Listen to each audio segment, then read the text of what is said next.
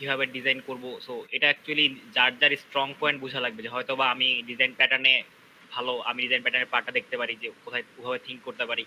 আমার যদি মনে হয় যে আমি কোর্স মেলে ভালো, ওটা একজন খোঁজা যেতে পারে। বা আরেকজন হচ্ছে হলো ওভারঅল জিনিসগুলো একটু ওভারলুক করা, যে আমার ক্লাস ডায়াগ্রামে কি কি কি চেঞ্জ হইতেছে। তো এইভাবে অ্যাকচুয়ালি কাজের ইকুয়াল ডিস্ট্রিবিউশন করা যেতে পারে। আর স্টিল এট দ্য এন্ড হচ্ছে এটা যার যার টিমের মধ্যে অ্যাকচুয়ালি কম্বিনেশন ম্যাটার করে। সো একজন দেখা যায় যে রিয়েল টাইম কন্টেস্টে অনেক একজন আসলে থাকেই না, বা ঘুমায় থাকে দেখা যায়। তো ওইটা হলে দেখা যায় দুইজন হইলো এনাফ। সো এটা ডিপেন্ড করে আসলে কন্টেস্টের সিনারিওর উপরে। আর কোড স্মেল গুলো ভাগ করে নেওয়া যায় কন্টেস্টের আগে। কোড স্মেল কে কতটা কভার করবে, হ্যাঁ, তো কেউ 10টা দেখে গেল, আর বাকি 10টা। সো এরকম হয়। সো এই 10টা যেন মাথায় থাকে, সে যেন প্রপারলি বুঝে। হ্যাঁ, প্রথম কথা হলো ফাইন্ড আউট করা, বুঝে ফাইন্ড আউট করে পরে ওই নামটা মনে রাখতে হবে।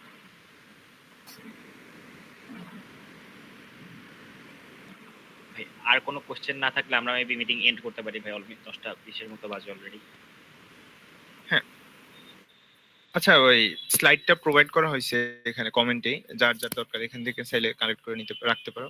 আর কোশ্চেন প্যাটার্ন নিয়ে যদি একটু বলি, যে প্রিলিমিনারিতে মেইনলি এমসিকিউ টাইপ কোশ্চেন থাকবে, আর একটা লাস্টে সিনারিও থাকবে। ওখান থেকে হয়তো একটা কিছু ডিজাইন করা লাগতে পারে, যে ক্লাস ডিজাইন করা লাগতে পারে, আর হয়তো জাভা কোড লেখা লাগতে পারে, এটা এখনো শিওর না। আর ফাইনালের দিন হলো একটা প্রজেক্ট দেওয়া হবে, আর ওই প্রজেক্টটাকে মেইনলি রিফ্যাক্টরিং করতে হবে। এটাই মোটামুটি এটাই। আর সবাইকে কষ্ট করে এতক্ষণ ধৈর্য ধরে শোনার জন্য অনেক ধন্যবাদ। আর আমাদের ইনস্ট্রাক্টরদের স্পেশাল থ্যাঙ্কস, ভাইরা এত বিজি স্কেডিউলের মধ্যে আমাদেরকে সময় দেওয়ার জন্য। তাহলে আজকে আমরা আমাদের মিটিংটা এখানে এন্ড করতে পারি।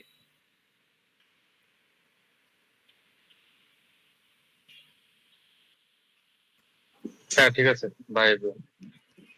ওকে ভাই।